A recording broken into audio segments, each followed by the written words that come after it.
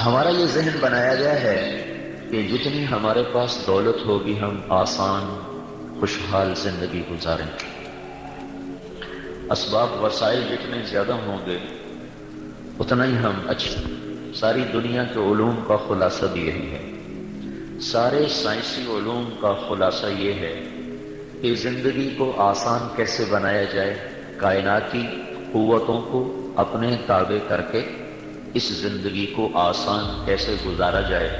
ساری دنیا کی سائنس کی یہ آسان تعریف ہے جو میں نے آپ کو کر کے بتائی ہے۔ اور جتنے معاشرتی علوم ہیں جس کو ہم آرٹس کہتے ہیں، ایک سائنس ہے، ایک آرٹس ہے، تو جتنے معاشرتی یا یوں سمجھیے کہ جو سوشل سائنس ہے، ایک تو ٹیکنیکل سائنس ہے، ایک سوشل سائنس ہے، تو جتنی سوشل سائنس کے علوم ہیں، آرٹس کے جتنے علوم ہیں، ان کا خلاصہ یہ ہے کہ انسانوں کے آپس کے تعلقات کیسے بہتر رہیں اور بحال رہیں اور صحیح رہیں۔ تو اس کے مقابلے میں قرآن یہ ذہن بناتا ہے کہ اس جہان میں جو کچھ ہے وہ اللہ کا ہے، اور اللہ جس کے حالات بناتا ہے اسے بگاڑتا کوئی نہیں، اور اللہ جس کے بگاڑتا ہے اس کے بنا کوئی نہیں سکتا۔ تو وہ اس کو ہمیں یہ ذہن دیا گیا ہے کہ جو کچھ ہے وہ ہمارا ہے، جو کچھ ہے میرا ہے، مائنڈ یور اون بزنس۔ تو کون ہے میرے معاملے میں ٹانگ اڑانے والا؟ میں جو مرضی کروں، اس آنکھ سے جو مرضی دیکھوں، کسی لڑکی کو دیکھوں، ماں کو دیکھوں، تو کون ہے مجھے کہنے والا؟ ان کانوں سے قرآن سنوں یا گانا سنوں، میری اپنی مرضی، زبان سے گالی دوں یا دعا دوں، میری اپنی مرضی، ان قدموں کو مسجد کو لے چلوں یا رقص گاہوں کو لے چلوں، میری مرضی، اس ہاتھ سے ظلم کروں یا انصاف کروں، پیسہ جیب میں ہے جو مرضی کریں، جوانی کی طاقت ہے جہاں مرضی خرچ کریں، کان ٹھیک سنتے ہیں جو مرضی سنیں، ہمیں روکنے والا کون ہے؟ تو اس کے مقابلے میں اللہ یہ ذہن بناتا ہے کہ قل ان الامر کلہ للہ، سنو ساری بادشاہی اللہ کی ہے،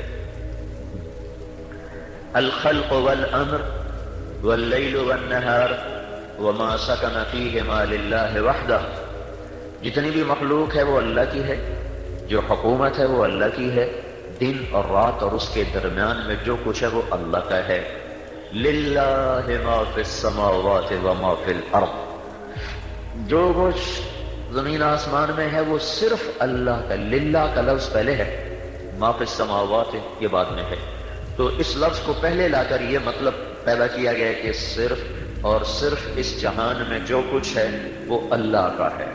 اب یہ پہلا ذہن ہمیں اللہ بنا رہا ہے، ہمارا یہی ذہن نہیں امریکہ کا سب کچھ ہے، یورپ کا سب کچھ ہے، سائنس والوں کا سب کچھ ہے، جس کی لاٹھی اس کی پھینس، جس کے پاس پیسہ ہے اس کی عزت ہے۔ جب میں نے چھوڑا نا 1971 میں ایف ایس سی کے بعد نکل گیا، جب آدمی کوئی مشہور ہو جاتا ہے تو اس کے ساتھ بہت سی چیزیں ویسے بھی لگ جاتی ہیں، کوئی کہتا ہے پورے ڈاکٹر بن گئے تھے، کوئی کہتا تھا بیچ میں چھوڑ دیا، کوئی کچھ۔ میں داخل ہونا تھا، وہ جا کے پھر ادرس کی بجائے رائمنڈ کے مدرسے میں داخل ہو گیا۔ وہ 3 دن جو نکلا جماعت میں، وہ 3 دن سے 4 مہینے ہو گئے، پھر 4 مہینے کے بعد میں رائمنڈ میں داخل ہو گیا۔ تو آج کل تو آپ لوگ وہ کہتے کہ جوتیاں چٹخانا نا، اب تو پھرتے ہیں خار میر، کوئی پوچھتا نہیں، ٹکے ٹکے ڈاکٹر ملتے ہیں۔ تو اس وقت تو ڈاکٹر کا بڑا ایک مستقبل نظر آتا تھا۔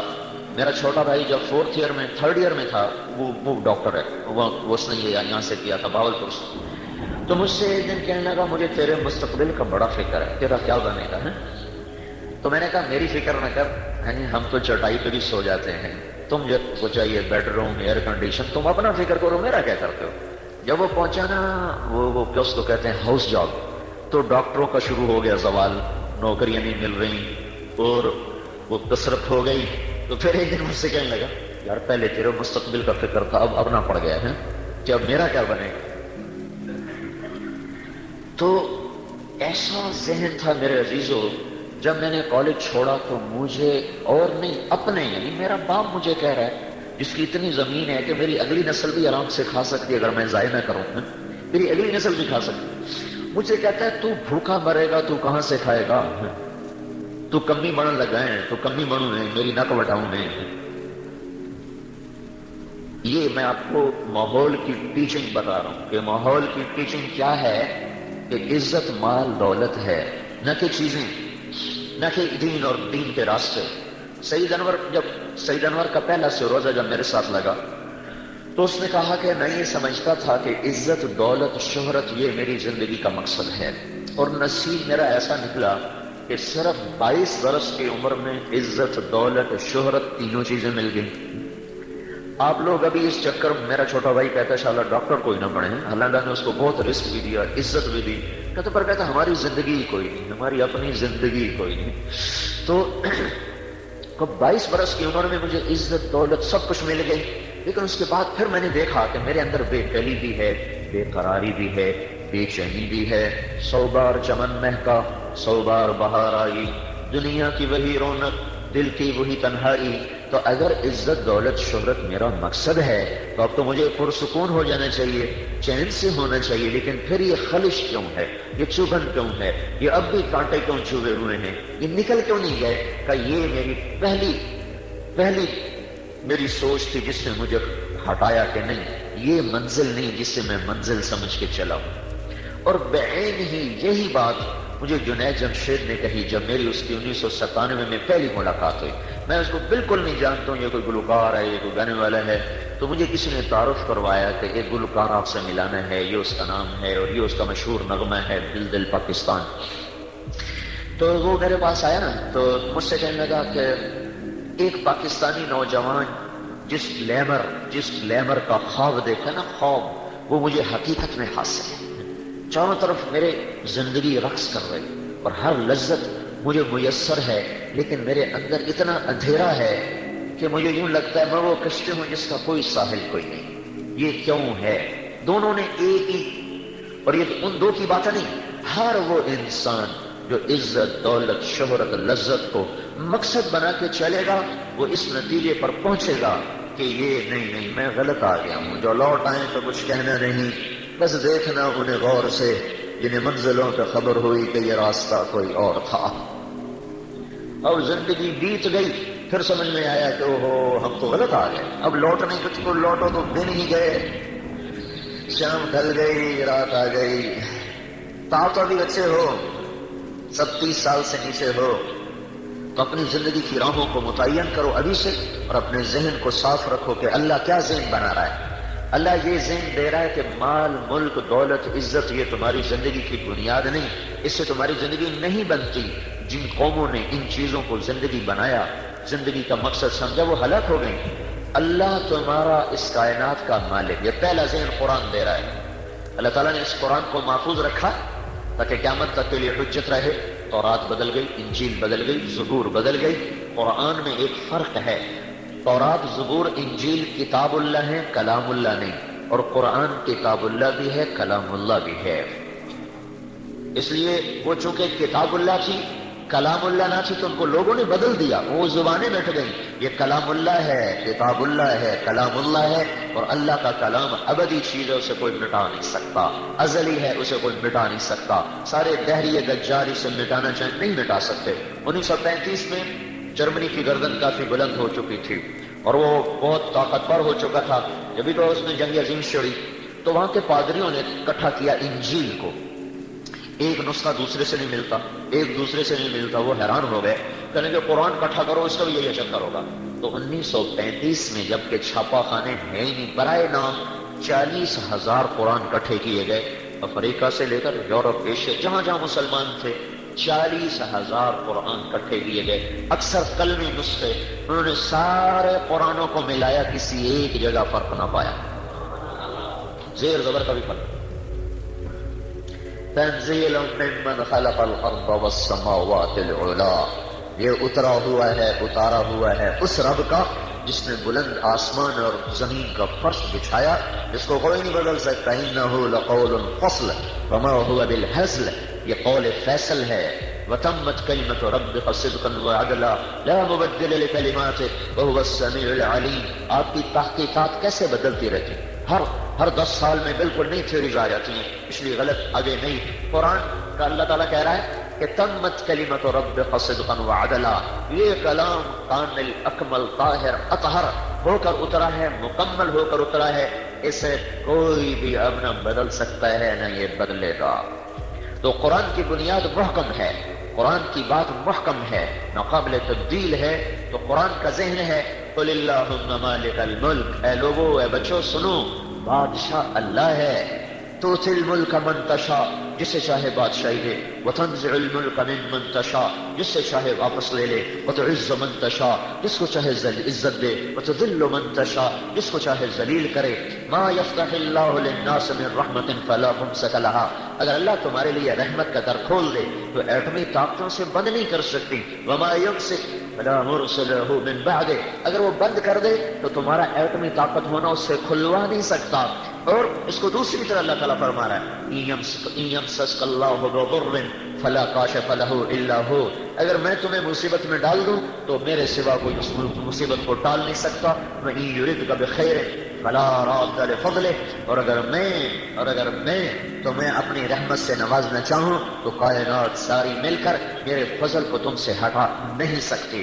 قل ان الامر كله للہ، کہو حکومت اللہ کی ہے، کب سے ہے؟ للہ الامر من قبل ومن بعد، ایسا شروع ہے کہ جس کی ابتدا کوئی نہیں، اور آخر ایسا آخر ہے کہ جس کی انتہا کوئی نہیں۔ حکومت اللہ کی ہے، ابتدا اور انتہا سے پاک ہے۔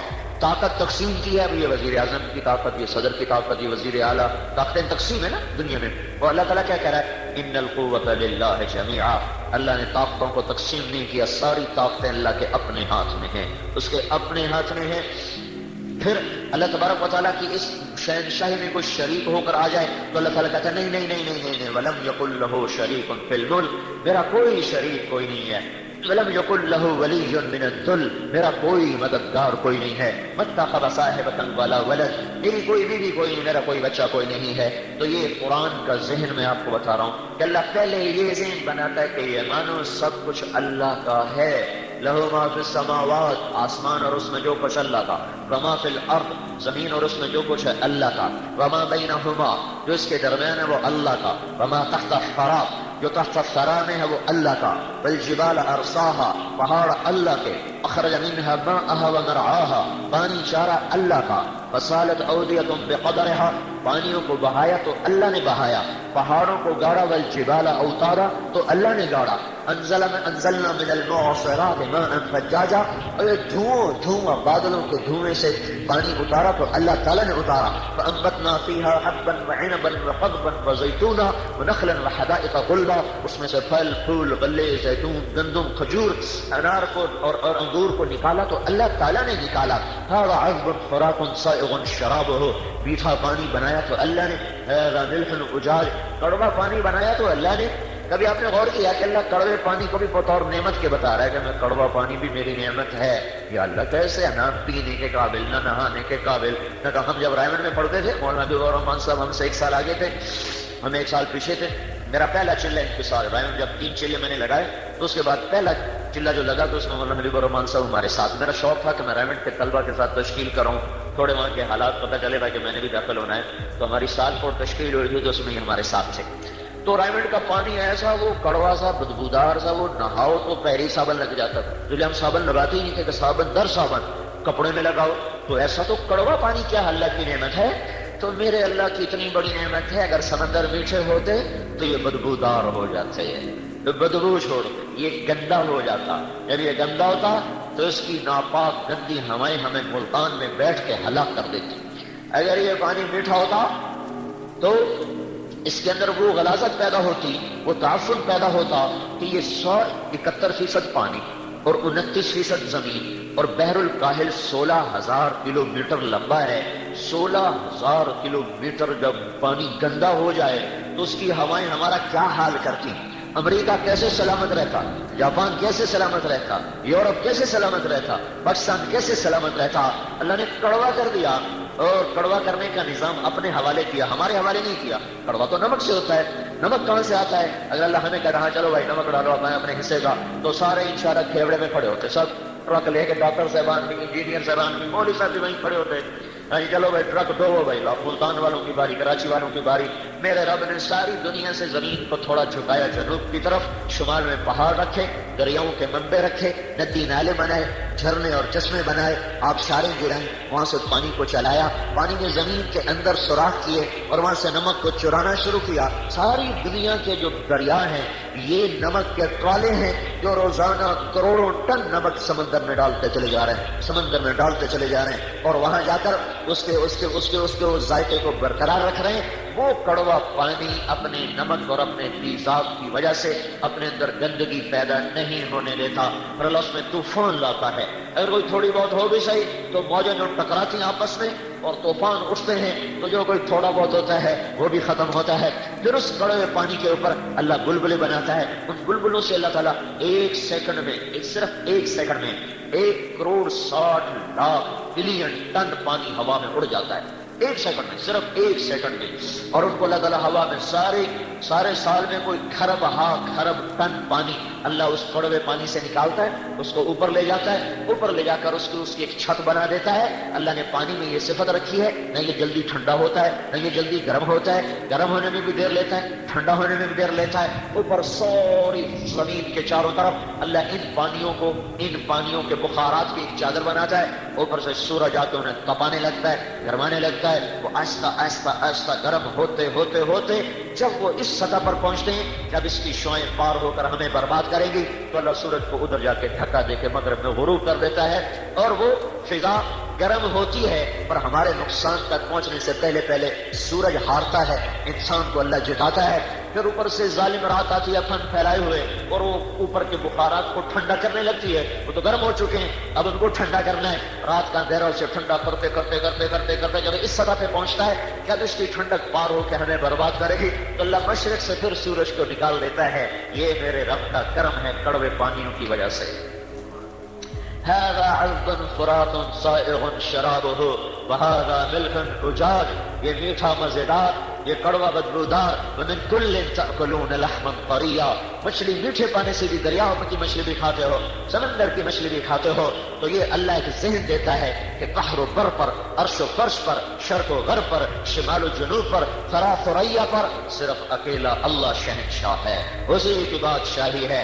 اسی نے مجھے بنایا، اگلی بات آ گئی، اسی نے مجھے بنایا جس نے دھرتی بنائی، جس نے آکاش کی چھت کو اوپر جا کے تانا، سورج چاند کے چراغ جلائے اور تاروں کو حسن بخشا، اور اس نے الشمس والقمر بحسبان، ان کو ایک نظام میں باندھا، وبالنجم هم يهتدون ولقد زينا السماء الدنيا بمصابيح وحفظا، جس نے سورج کو، چاند کو، تاروں کو سجایا، الشمس والقمر والنجوم مسخرات بأمره، سورج کو تابع کیا، چاند کو تابع کیا، تاروں کو تابع کیا، یولج اللیل، رات کو غلام بنایا، یولج النہار، دن کو غلام بنایا، گرمی اور سردی کو لایا، موسم بدلے، یرسل الریاح مبشرات، کبھی زاریات، کبھی مرسلات، کبھی حاملات، کبھی عاصفات، کبھی ناشرات، یہ ساری ہواؤں کی قسمیں ہیں، کبھی عاصفن، کبھی قاصفن، کبھی ناشرن، کبھی حاملن، کبھی غارین، کبھی مرسلن۔ کئی ہوائیں عذاب کی ہیں، کچھ ہوائیں رحمت کی ہیں۔ عاصف اور قاصف یہ عذاب کی ہوا ہے،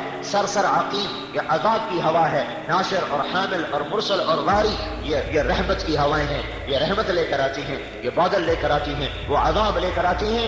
اس سارے کے اندر اللہ قرآن کے ذریعے سے پیغام دیتا ہے کہ تمہارا اللہ سب کچھ ہے، لہذا تمہیں بھی اللہ نے بنایا، کہاں سے؟ من تراب، پھر من نطفت، پھر ثم خلقنا النطفة علقة، پھر فخلقنا العلقة مضغة، پھر فخلقنا المضغة عظاما، پھر فكسونا العظام لحما، پھر ثم انشأناه خلقا آخر فتبارك الله احسن الخالقين۔ لہذا اے میرا بندہ، تو عورت کے روپ میں ہے، تو مرد کے روپ میں ہے، تو گورے کے روپ میں ہے، تو کالے کے روپ میں ہے، تخلیق تیرے اللہ کی ہے، مصور تیرا اللہ ہے۔ هو الذي يصوركم في الارحام كيف يشاء، تمہیں تیرے اللہ نے ماں کے رحم میں پیٹ میں بنایا، تو اپنا خالق خود نہیں ہے، مالک خود نہیں ہے۔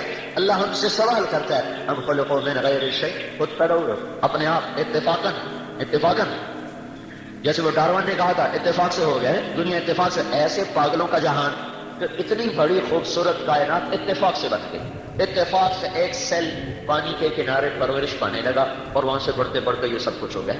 کیا عجیب بات ہے، کیسا پاگل پن ہے، کیسا دیوانہ پن ہے۔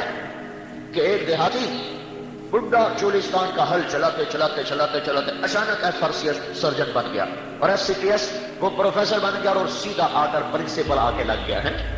کیسی احمقانہ بات ہے. ام خلقوا من غیر شیء، اتفاقاً بن گئے ہو؟ نہیں اتفاقاً نہیں. اچھا ام هم الخالقون، کیا اپنے خالق خود ہو؟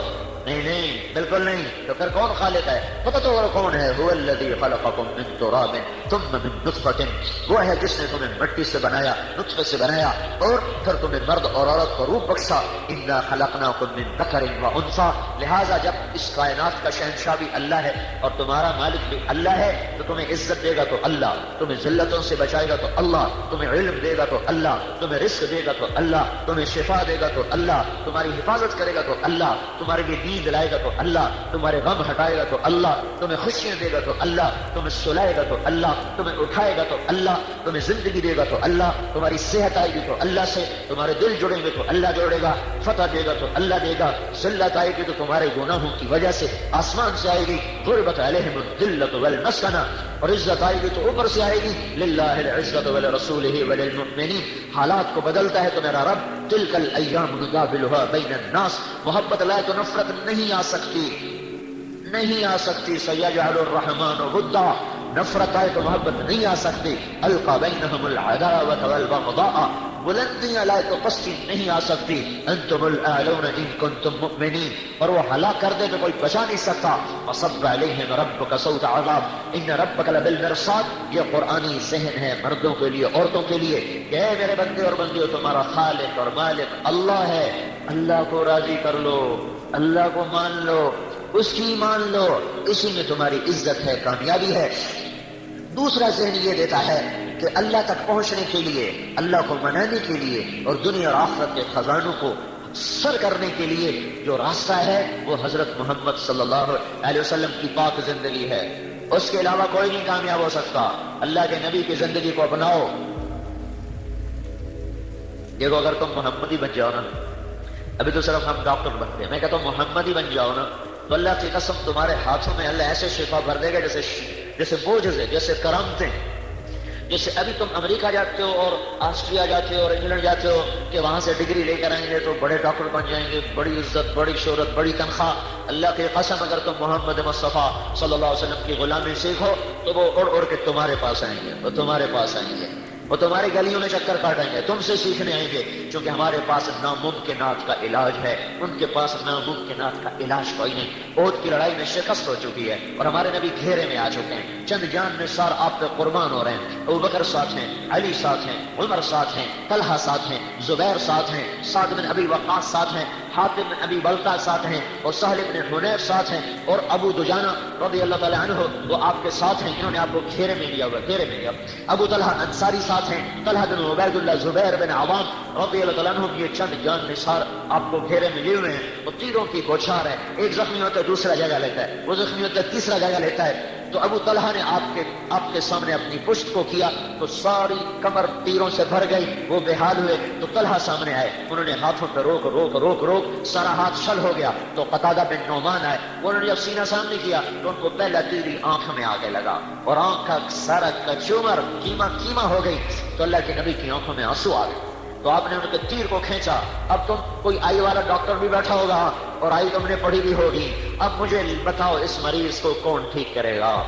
اس کو کہاں سے آپریشن سے شفا ملے گی کہ جس کا تیر اندر تک جا چکا ہے، پیچھے کا سارا سسٹم ختم ہو چکا ہے. آپ نے تیر کھینچا، وہ سارا کیما بنی آنکھ کو ہتھیلی پہ رکھا اور آپ رو پڑے کہ اے میرے رب، اے میرے رب، قتادہ کی آنکھ تیرے نبی کی حفاظت میں ضائع ہوئی ہے.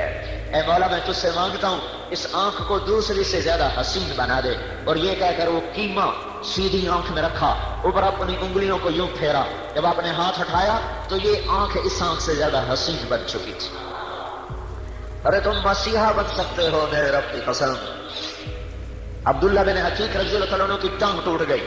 وہ ابو رافع یہودی کو قتل کرنے گئے، اوپر سے چھلانگ لگائی، ٹانگ ٹوٹی، اسے اپنی پگڑی سے باندھا اور وہاں سے چل سو چل گھوڑے پر سوار مدینے پہنچے.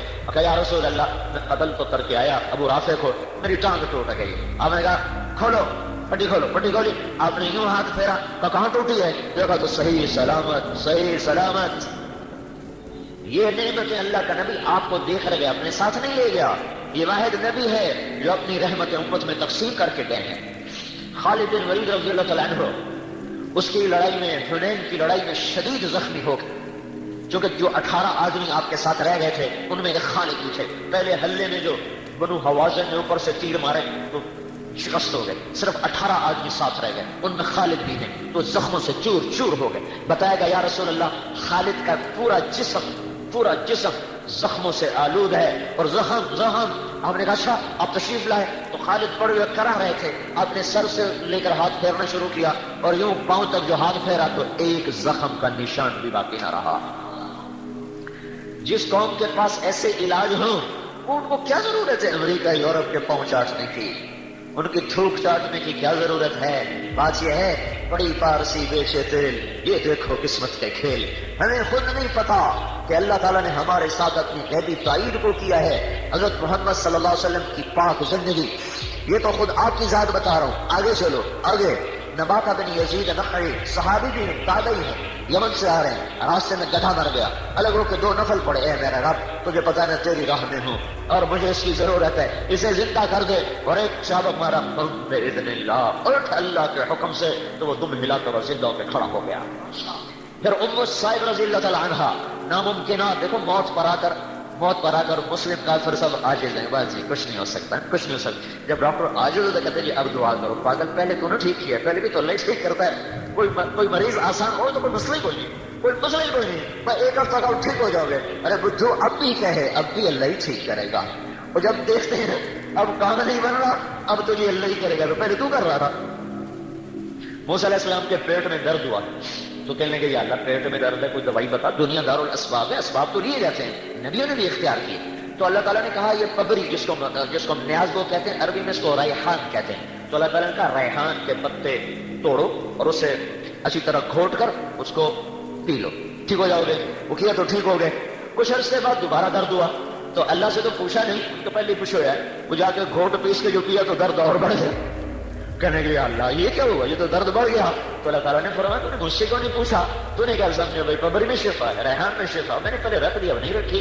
تو یہ اللہ کا نظام ہے، اللہ کا نظام. بیماری ہلکی ہو تو بھی شافی اللہ، بیماری ناممکن ہو تو بھی شافی اللہ، موت کو لوٹا دے زندگی کی طرف تو بھی شافی اللہ. ام الصائب رضی اللہ تعالیٰ عنہ کا بیٹا مر گیا، ان کو غسل دے کے کفن دے کر جنازہ پڑھنے لگے. تو آپ نے کہا اس کی ماں کو تو بتاؤ. تو جنازے سے پہلے ان کی ماں آ گئی اور پاؤں کی طرف بیٹھ کر کہنے لگی میرے مولا میں نے تو تیرے شوق میں کلمہ پڑھا، تیری محبت میں گھر چھوڑا، یہ جو تو نے بچہ اٹھا لیا سارا قبیلہ کہے گا دیکھا میں دین کا مزہ چکھ لیا، بیٹا مروا بیٹھی.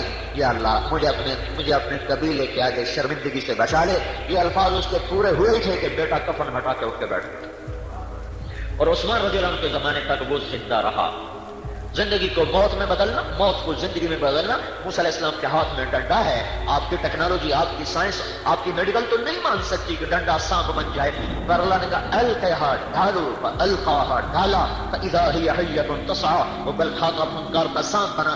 آپ کی کیمسٹری کا تقاضا یہ ہے کہ آگ میں گوشت ڈالا جائے تو جل جائے. اللہ نے ساری دنیا کی کیمسٹری کو فیل کیا.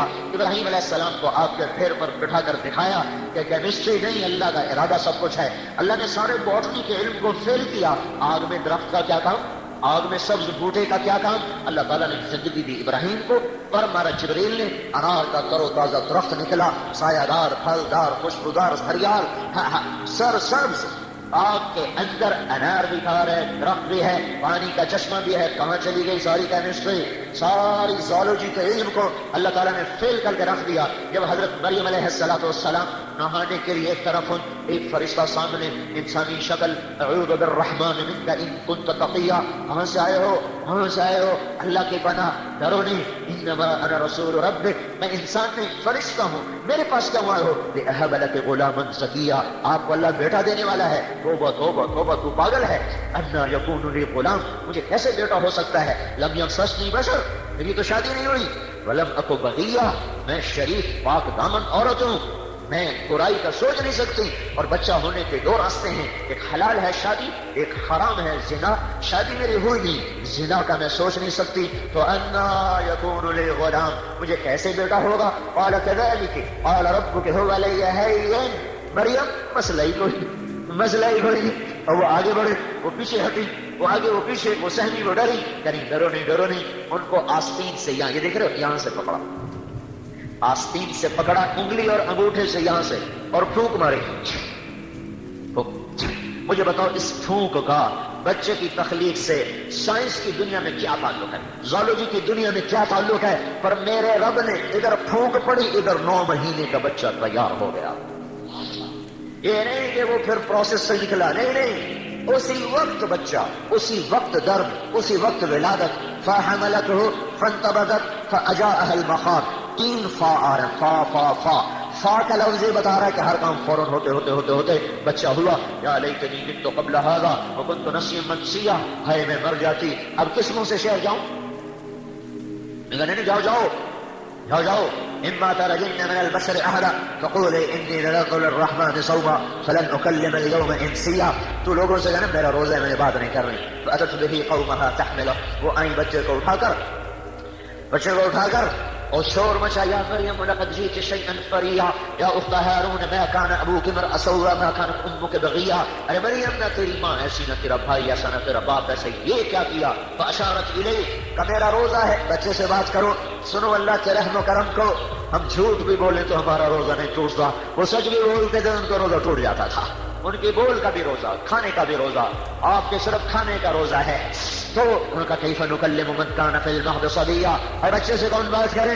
قال انی عبد اللہ آتانی الکتاب وجعلنی نبیا وجعلنی مبارکا اینما کنت واوصانی بالصلاة والزکاة ما دمت حیا وبرا بوالدتی ولم یجعلنی جبارا شقیا والسلام علی یوم ولدت ویوم اموت ویوم ابعث حیا ذلك عیسی بن مریم قول الحق الذی فیہ یمترون۔ میرے اللہ نے قرآن میں یہ واقعات سنا کر ہمیں بتایا ہے کہ کائنات بحر بر کی چابی اللہ کے ہاتھ میں ہے، اور اللہ نے وہ اپنے محبوب کے حوالے کی ہے خزانوں کی چابیاں۔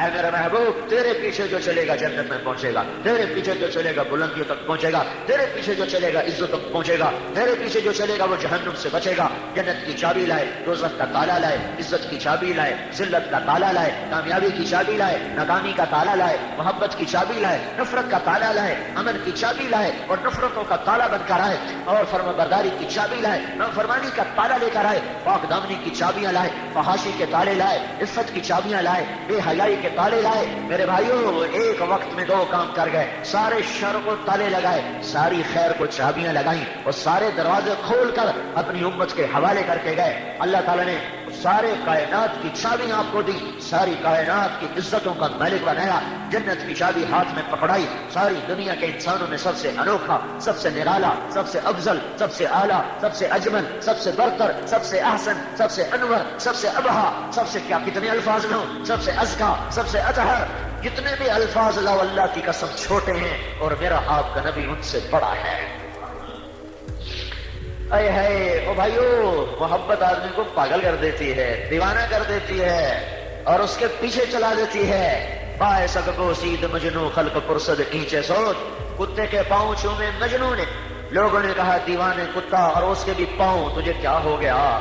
ناپاک کے پاؤں چومتا، تجھے کیا ہو گیا؟ نے کہیں سگے در کوئے لیلا گاہے گاہے رفتہ بہت، یہ کتا کبھی کبھی لیلا کی گلی سے گزرتا ہے، مجھے خیال آتا ہے کبھی تو اس کا پاؤں لیلا کے پاؤں پہ پڑا ہی ہوگا، میں اس لیے چومتا ہوں۔ ہاں، اس نے اپنی محبت کا غلط استعمال کر لیا۔ میں یوں کہہ رہا ہوں، اپنی محبت کو اللہ رسول پہ لگا دو۔ اور مجھے آپ کی برادری ایک ڈاکٹر خاتون کا فون ہے، میں نے زندگی میں ایسی بات کسی بڑے سے بڑے ولی اللہ سے بھی نہیں سنی، اللہ کی قسم، فیصلہ آباد کی ہیں، ڈاکٹر ہیں، ماں باپ بھی، خامد بھی ڈاکٹر ہے، خود بھی ڈاکٹر ہیں، تو ہمارے اہلیہ وغیرہ انہیں سے علاج وغیرہ کے سلسلے میں رابطہ رکھتی ہیں، تو مجھ سے کہنے لگی مولوی صاحب جیسے جیسے میری زندگی بڑھ رہی ہے، میری خوشی بڑھ رہی ہے کہ اللہ کی ملاقات کا وقت قریب آ رہا۔ وہ میری تو کھوپڑی گھوم گئی، میں یہ لفظ تو کسی بڑے ابدال سے بھی آج تک نہیں سنا، بڑے بڑے ولیوں سے یہ لفظ نہیں سنا، جو یہ خاتون میں کوئی کسی مولوی صاحب کے نہیں، خود بھی ڈاکٹر، خامد بھی ڈاکٹر، کہ جیسے جیسے میری زندگی گزر رہی ہے مجھے خوشی چڑھ رہی ہے کہ میرے اللہ کی ملاقات کا وقت قریب آ رہا ہے۔ تو اپنی محبتوں کے رخ پھیر دو اللہ کی طرف اور اللہ کے رسول کی طرف۔ دو جہان کی عزتیں ہیں حضرت محمد صلی اللہ علیہ وسلم کی زندگی کے پیچھے چلنے میں۔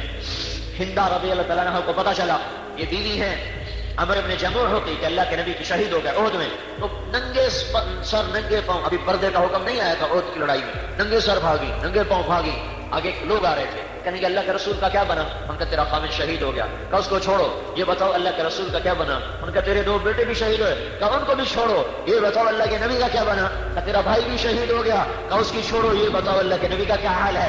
کہا وہ ٹھیک ہے۔ کہا بس پھر مجھے کوئی پرواہ نہیں، پر مجھے آنکھوں سے دیکھنے دو ورنہ مجھے چین نہ آئے گا۔ اور پھر اور آگے بھاگی تو آگے سے آپ آ رہے تھے، آپ کے سامنے بیٹھ گئی زمین پر، آپ کے کرتے کے دامن کو یہاں سے پکڑا، کل مصیبت بعدک جلل یا رسول اللہ، آپ ہیں تو کوئی دکھ نہیں، کوئی درد نہیں ہے۔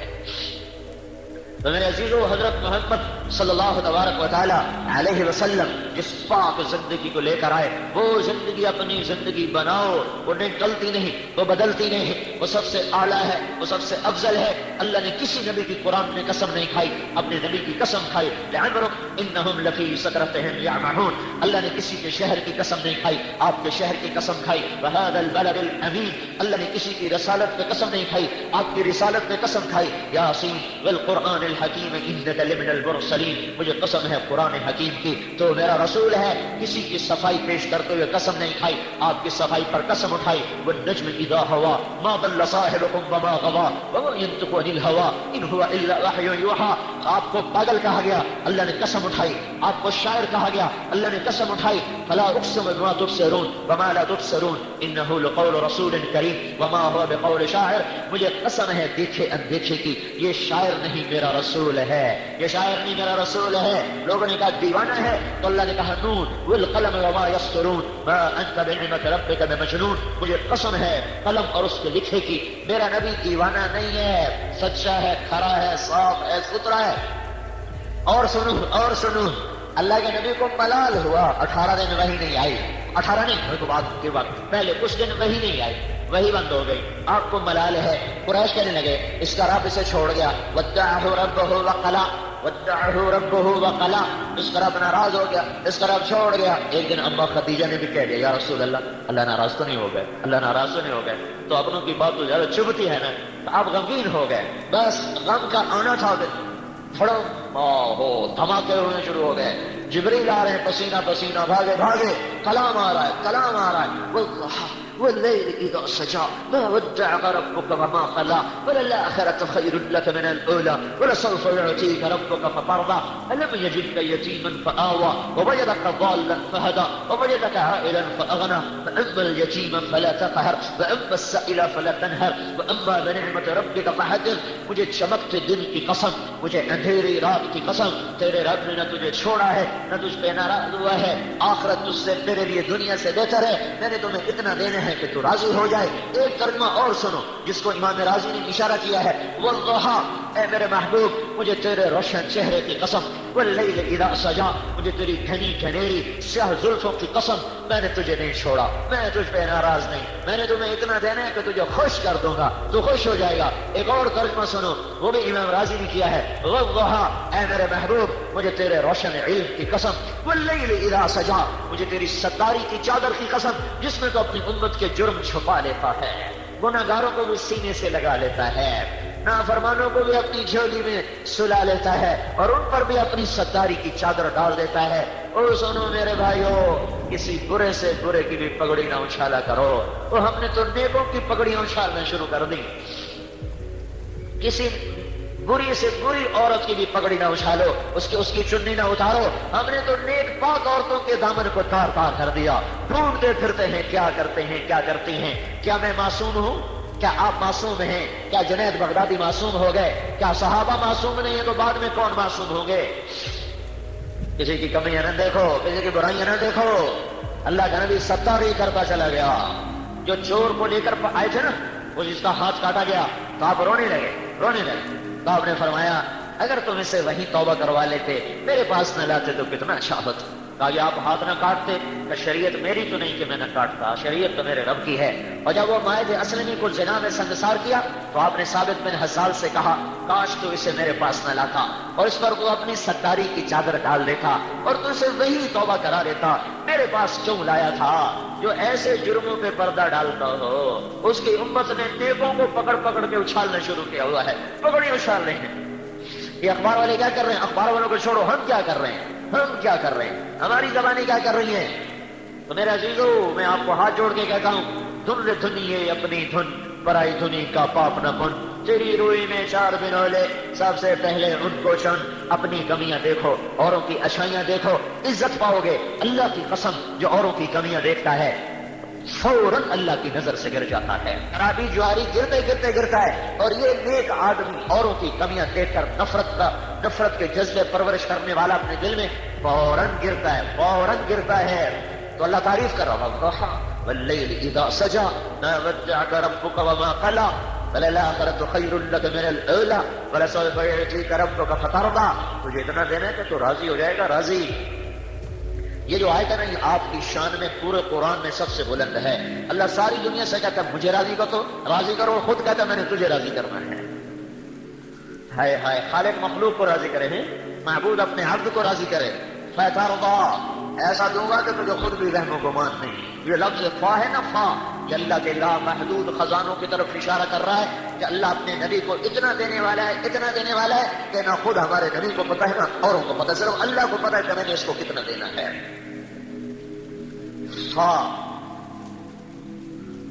فا کا مطلب یہاں یہ ہے، کسی کو اس کی سوچ سے زیادہ مل جائے تو وہ ایک دم پاگل ہو جاتا، یہ کیا ہو گیا، یہ کیا ہو گیا۔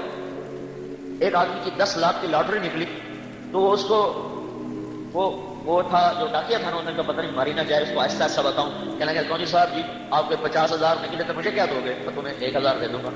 اگر لاکھ نکلے تو پھر کیا دو گے؟ تو تمہیں 10,000 دوں گا۔ اگر 2 لاکھ نکلے پھر کیا دو گے؟ تو تمہیں 20,000 دوں گا۔ اگر تمہیں 3 لاکھ نکلے، 5 لاکھ نکلے، 10 لاکھ، انہوں نے کہا مذاق کر رہا ہے۔ اگر تیرے 10 لاکھ نکلے تو پھر کیا دو گے؟ تو آدھے تیرے آدھے میرے، تو ڈاکیا مر گیا۔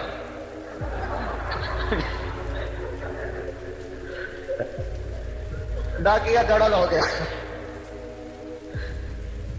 فا کا یہ مطلب ہے، یہ فا کا مطلب ہے کہ وہ ملنے والا ہے کہ وہم و گمان نہیں ہے۔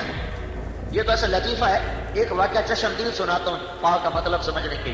ہماری 1984 میں دبئی کا یہ زاہد بن سلطان جو مرحوم فوت ہو گیا، ان کا داماد آیا چلا لگانے، تو میری اس کی تشکیل کٹھی ہوئی۔ تو ہم محبت خان مسجد سے ایک گاؤں میں جا رہے تھے، تو ہم گاڑی میں بیٹھے تھے، تو فقیر آ گیا پٹھان، خدائے دا پارا کرتے کرتے نا گاڑی کے ساتھ لگ کے کھڑا ہوگا، خدائے دا پارا۔ اس کا مطلب تھا کوئی چلو 4 آنے دیتے ہیں، یہ گاڑی میں روپیہ دے دیں گے۔ تو اس نے جیب سے میں ہاتھ ڈالا تو 100 روپے کے نوٹ، اس نے 1 روڑ نکال کے اس کو دیا۔ تو وہ ایسے یہ کاغذ ہے، خدائے دا پارا اس کے ہاتھ میں آیا، خدائے دا پارا،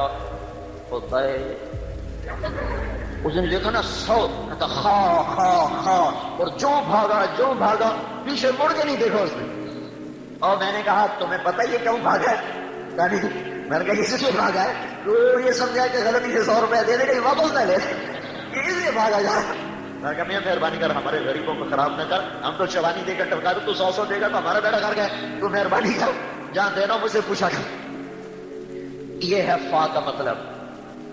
اس کی کھوپڑی گھوم گئی، اس نے سارے دن میں 100 کمانا تھا، 1984 کی بتا رہا ہوں، تو اس کو صبح ہی 100 مل گیا، تو اس کے تو ہوا میں اڑ گیا ہو۔ فترضى میرے محبوب تجھے اتنا دینا ہے کہ تجھے خود نہیں پتا۔ تو یہ دونوں جہان کی عزتوں کا راستہ ہے۔ حضرت محمد صلی اللہ علیہ وسلم کی پاک زندگی، اس پہ آ جاؤ۔ عرب کے بدو رضی اللہ عنہ بن گئے، آسمان سے سلام اتر آئے، ابو بکر کو سلام آ رہا، اللہ سلام کہہ رہا ہے۔ ابو بکر سے پہلے حضرت خدیجہ کو سلام آیا کہ یا اللہ، جبریل یا رسول اللہ، اللہ تعالیٰ خدیجہ کو سلام پیش کر رہے ہیں اور جنت میں بے جوڑ موتی کے گھر کی خوشخبری سنا رہے ہیں۔ کب یہ سلام آیا؟ جب حضرت خدیجہ کا سب کچھ اللہ کے نبی پہ لگ گیا۔ ابو بکر کو کب سلام آیا؟ جب تبوک کے موقع پہ سب کچھ اللہ پہ لگ گیا، تو پھر اللہ تعالیٰ نے پیغام بھیجا کہ ابو بکر کو میرا سلام پیش کیا جائے۔ یہ وہ لوگ ہیں جو کل تک پتھروں کے پجاری تھے۔ خولا بنت ثعلبہ عورت ذات میں، عورت، ان کے خاوند نے طلاق دی، طلاق کی زہار۔ کوئی آدمی نو کہے آج بھی تو میرے لیے بیوی کو میری ماں کی پشت کی طرح ہے، تو عورت اس پہ حرام ہو جائے گی۔ یا تو پھر غلام آزاد کرے، یا وہ 60 مسکینوں کو کھانا کھلائے، یا 60 روزے رکھے، پھر عورت حلال ہو۔ لیکن جب وہ انہوں نے یہ کہا، اس وقت عرب میں دستور یہ تھا کہ وہ عورت اس پہ ایسی حرام ہوتی تھی کہ دوسرے نکاح سے طلاق ہو کر بھی نکاح نہیں ہو سکتا تھا۔ 3 طلاق سے بھی سخت بات تھی۔ جب انہوں نے طلاق دی اوس بن صامت ان کے خامد ہیں تو اٹھ کے آئی حضور کے پاس. اس حضرت عائشہ کنگھی کر رہی تھی آپ کو, کہنے کہ یا رسول اللہ میرے خامد اوس نے مجھے طلاق دے دی ہے, تو اس میں آپ کا کیا فیصلہ ہے؟ طلاق زہار دی ہے. تو آپ نے کہا حرم کی علیہ قولا, تو اس پہ حرام ہوگی. کہ یا رسول اللہ آپ نظر ثانی فرمائیں, انہو ابو ولدی واحب الناس الیہ, میرے بچوں کا باپ بھی ہے, مجھے بڑا محبوب بھی ہے, زندگی ساری گزر گئی ہے, تو غصے میں کہہ دیا, آپ نظر ثانی فرمائیں. آپ نے کہا حرم کی علیہ قولا, تو اس پہ حرام ہو گئی. نے کہا یا رسول اللہ افنا مالی افنا شبابی واکل مالی وتفرق اہلی ونفرت له بطنی. یا رسول اللہ میں بوڑھی ہو گئی, بچے جنتے جنتے میرا پیٹ پھٹ گیا, ماں باپ میرے مر گئے, پیسہ میرا ختم, اس بڑھاپے میں مجھے اور کون شادی کرے گا؟ ماں باپ نہیں کہ جن کے گھر بیٹھ جاؤں, تو میں کس کے سہارے بیٹھوں؟ تو آپ نے دیکھا وہ تو مانتی نہیں ہے, تو آپ چپ ہو گئے اور اپنا سر جھکا لیا. اب عائشہ کنگھی کر رہی ہیں. جب انہوں نے دیکھا کہ اللہ کے نبی نہیں توجہ کر رہے, کہیں گے اچھا میں آپ کے رب سے بات کرتی ہوں, آپ نہیں سنتے, میں آپ کے رب سے بات کرتی ہوں. میں نے وہی آسمان کی طرف نظر اٹھائی, ہاتھ اٹھائے, اللہم ان لی منہ صبیۃ صغار, میرے مولا میرے چھوٹے چھوٹے بچے ہیں, ان ضممتہم الی فجاعوا وان ضممتہم الیہ فباعوا, میرے مولا میں اپنے پاس رکھوں تو بھوکے روٹی کہاں سے کھلاؤں, اور خامد کے پاس رکھوں جس سے طلاق ہو گئی تو وہ بوڑھا, تو ان کی تربیت کون کرے گا؟ میرے رب اپنے نبی کی زبان پر میرے حق میں فیصلہ ہوتا. اور دیکھ رہے ہو اللہ کو پابند کر رہی ہے, فیصلہ میرے خلاف نہ کرنا, میرے حق میں فیصلہ کرنا, جو کرنا ہے میرے حق میں کرنا ہے یا اللہ. اور یہ کہہ کر رونا شروع کیا. حضرت عائشہ رضی اللہ عنہا نے دیکھا کہ آپ پہ وحی آ رہی ہے, چہرہ بدل جاتا تھا, تو انہوں نے خولہ کو چپ چپ چپ چپ وحی آ رہی. تو خولہ نے اور رونا شروع کر دیا کہ پتہ نہیں وحی میرے حق میں آ رہی کہ میرے خلاف آ رہی ہے, اور زیادہ رونا شروع کر دیا. جب آپ وحی ختم ہوئی, آپ نے آنکھیں کھولی, خولہ تجھے بصارت ہو, اللہ نے تیرے حق میں فیصلہ اتار دیا. اور یہ فیصلہ تاریخ میں محفوظ نہیں کیا گیا, حدیث میں محفوظ نہیں کیا گیا, یہ قرآن کا حصہ بنایا گیا. 28ویں پارے کو شروع کروایا گیا. قد سمع اللہ قول التي تجادلك في زوجها وتشتكي الى الله والله يسمع تحاوركما ان اللہ سمیع بصیر. بڑا خوبصورت مکالمہ ہے. اللہ کہہ رہے ہیں میں سن رہا تھا, اللہ نے سن لیا, سمع تو نہیں کہا, سمع اللہ, اللہ نے سن لیا. قول التي تجادلك في زوجها, کہ لمبا تعارف اس کی شان کو بڑھانے کے لیے, جسے ہم کہتے ہیں ڈاکٹر PhD پتہ نہیں آگے پیچھے لگا کر, تو یہ کسی کی عزت کو بڑھانے کے لیے لقب بڑھائے جاتے ہیں. تو اللہ نے خولہ کی عزت کو بڑھانے کے لیے قول التي تجادلك في زوجها وتشتكي الى اللہ ہے, 5 لفظ اس کے لیے اتارے. کہ میں نے سنا خولہ کی بات, وہ آپ سے اقرار کروا رہی تھی, آپ انکار کر رہے تھے, پھر آپ نے سنا نہیں, اس نے مجھے سنایا تو میں نے سن لیا, میں نے اس طلاق کو ختم کر دیا. یہ 3 جرمانے ہیں, طلاق ختم, بیوی حلال, غلام آزاد کرے, نہیں تو 7 مسکینوں کو روٹی کھلائے یا 7 روزے رکھے, بیوی حلال. تو میرے بھائیو, حضرت محمد صلی اللہ علیہ وسلم نے بت پرستوں کو یہاں تک پہنچایا کہ ان کے لیے قرآن اترنے لگ گئے, ان کے لیے اللہ تعالیٰ کی طرف سے غیر نظام چلنے لگ گئے. کوئی سیف اللہ نہیں آیا, کسی امت کسی نبی کے غلاموں میں سیف اللہ بنے, اور کوئی کسی عورت کا نکاح آسمانوں پہ نہیں پڑھا گیا. اسی امت میں حضرت زینب کا نکاح اللہ نے آسمانوں پر پڑھا ہے. اور نکاح ایجاب قبول گواہ, اس کے بغیر نکاح ہو سکتا ہے؟ 2 گواہ ہو, ایجاب ہو قبول ہو, اس کے بعد جا کر نکاح ہوتا ہے. یہ کیسا نکاح ہو رہا ہے آسمانوں سے, نہ گواہ, نہ ایجاب, نہ قبول, نہ مہر, اور اوپر سے خبر آ رہی ہے ایجاب و قبول. ہمارے دوست ہیں گیر خان, اس کے نوکر کا نکاح ہونے لگا, تو مول صاحب مجھے ہاں بھائی فلانے دن بھی تیرے نکاح جیتے تھے قبول کی تھی, اسے کہ سائیں جی میں سارے کی صلاح ہو گئے. اسے کیا سارے کی صلاح نہیں, تیری کی صلاح ہے. سائیں جی میں سارے کی صلاح ہو گئے, تیرا بیڑا کرے, سارے کی صلاح نہ تیری صلاح کی ہے. ایجاب و قبول کے بغیر تو کام نہیں بنتا. تو یہاں نہ ایجاب, نہ قبول, نہ گواہ, نہ مہر. فلما قضى زید منها وطرا زوجناکها, جب زید کی طلاق کی عدت پوری ہوگی, اے میرے محبوب میں نے تیرا نکاح زینب سے کر دیا. اسی نبی کی غلامی سے ملا ہے. جنت میں آواز آ رہی ہے, پاؤں کے چلنے کی. ہم نے کہا بلال کیا بات ہے, جب بھی جنت میں جاتا ہوں تیرے چلنے کی آواز آگے آگے سنائی دیتی ہے. نعمان بن حارثہ, آپ جنت میں جا رہے ہیں, آپ کو قرآن کی تلاوت سنائی دی. آپ نے پوچھا کون تلاوت کر رہا ہے, تو فرشتوں نے کہا نعمان بن حارثہ ہے, وہ مدینے میں, آواز جنت میں. یہ کیا چکر ہے؟ کہ یا رسول اللہ ماں کا فرمان بردار ہے, اس کی وجہ سے اس کی آواز جنت میں پہنچ رہی ہے. نعمان بن حارثہ کیسے تھے ماں کے فرمانبردار؟ ماں کو تیل لگاتے، ماں کو کنگھی کرتے، ماں کی جوئیں نکالتے، ماں کے کپڑے دھوتے، ماں کی روٹی پکاتے، پھر نوالے بنا بنا تو خود منہ میں ڈالتے تھے۔ اس نے کیا عوض دیا کہ جنت میں تلاوت کی آواز جا رہی ہے، جنت میں تو اللہ کے محبوب ایک زندگی لائے ہیں، اس پوری زندگی کا نام اسلام ہے، جس میں صرف نماز نہیں ہے، اس میں روزہ نہیں ہے، حج نہیں ہے، زکوٰۃ کی تو بنیادی ارکان ہیں، ایک معاشرت ہے، ایک اس میں اخلاق ہے، معاف کرنا ہے، درگزر کرنا ہے، اس میں حیا ہے، پاک دامنی ہے۔ حبیب بن عمیر دشمن کی روم کی قید میں آئے، 10 آدمی، 9 قتل ہو گئے، 1 باقی، بڑے خوبصورت لمبے چوڑے، ایک رومی سردار نے کہا میں غلام بناؤں، پکڑ لیا۔ ایک دن کہنے لگا تو عیسائی ہو جائے نا تو تجھے اپنی جاگیر بھی دوں گا، بیٹی نکاح میں دوں گا۔ کہنے کہ سارا جگ بھی دے دو تو یہ کام نہیں ہو سکتا۔ اب وہ تو شروع سے ہی بے غیرت، دین ہی غیرت سکھاتا ہے، دین نہ ہو تو غیرت نام کی چیزیں بازار میں بک جایا کرتی ہیں۔ اس نے اپنی بیٹی سے کہا میں تمہیں خلوت دیتا ہوں، اس سے منہ کالا کرواؤ، یہ پھر جب عورت کے چکر میں آئے گا تو سارے کام کر۔ اللہ تعالیٰ نے اپنے بندوں پر دن رات میں 5 وقت کی نمازیں فرض کی ہیں، اور یہ 5 وقت کی نمازیں اللہ کا حق ہے، یعنی اللہ کا ایک فرمان ہے جسے ہر بندے کے لیے کرنا لازمی اور ضروری ہے۔ اگر کوئی نہیں کرتا تو اس کا مطلب اپنے رب کی فرما برداری سے اور اپنے رب کی اطاعت سے بھاگتا ہے اور اپنے رب کی فرما برداری سے منہ چراتا ہے۔ ایسے لوگوں کے لیے بڑا دردناک عذاب ہے جو نمازوں میں لاپرواہی کرتے ہیں، جو نمازوں کو ادا نہیں کرتے۔ یاد رکھنا چاہیے کہ نمازوں کا چھوڑنا کبیرہ گناہوں میں سے ہے، اور یہ بہت بڑا گناہ ہے۔ اللہ کے نبی صلی اللہ علیہ وسلم کے فرمان سے یہ بات ثابت ہے کہ نماز چھوڑنے کی بہت ساری وعیدیں ہیں اور اس کی بہت ساری سزائیں ہیں۔ کچھ سزائیں آپ کی خدمت میں گوش گزار کر رہا ہوں۔ اللہ تعالیٰ سے دعا ہے کہ اللہ تعالیٰ ہمیں نمازوں کی خوب پابندی کرنے کی توفیق عطا فرمائے۔ سزاؤں کی بات بعد میں بتائیں گے، اس سے پہلے ایک چھوٹی سی بات یہ ہے کہ دراصل نماز اللہ اور بندوں کے درمیان ربط پیدا کرنے کی ایک اہم ترین چیز ہے۔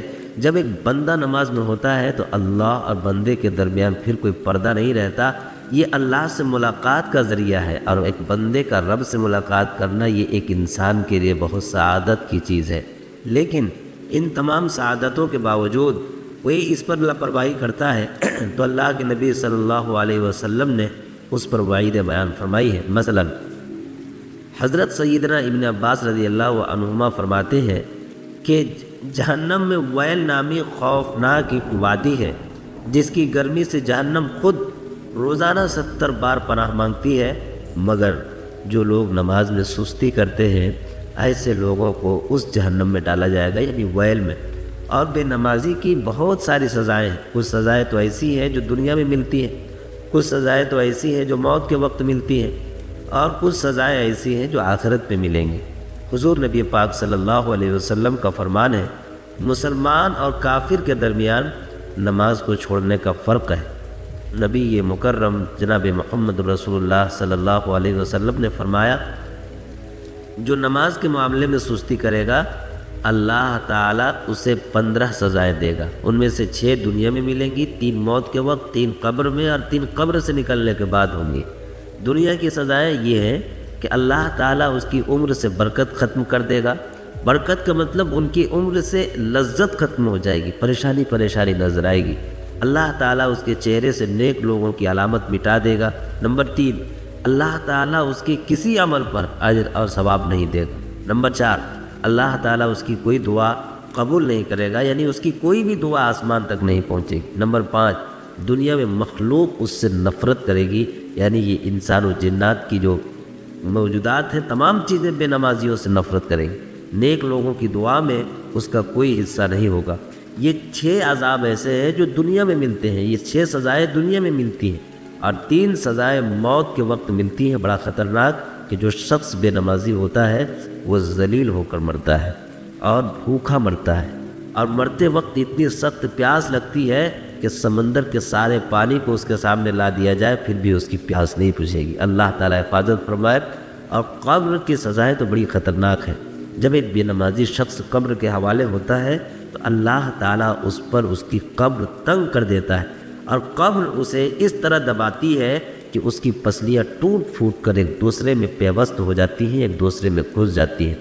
نمبر 2، اس کی قبر میں آگ بھڑکا دی جاتی ہے جس کی انگاروں میں وہ دن رات الٹ پلٹ ہوتا رہتا ہے۔ یعنی یوں سمجھے کہ بے نمازی قبر میں مٹی میں نہیں سوتا بلکہ آگ کے انگارے میں لیٹتا ہے۔ نمبر 3، اس پر ایک اژدہا مسلط کر دیا جاتا ہے جس کا نام الشجاع الاقرع یعنی گنجا سانپ ہے۔ اس کی آنکھیں آگ کی اور ناخن لوہے کے ہوتے ہیں۔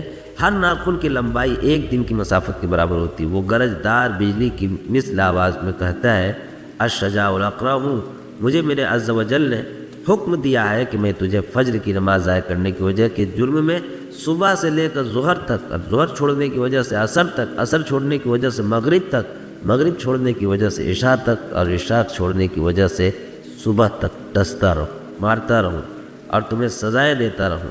یہ سزائیں وہ ہیں جو قبر میں ملیں گی۔ اب قیامت کے دن جو سزائیں ملنے والی ہیں وہ تو اور بھی وحشتناک ہے۔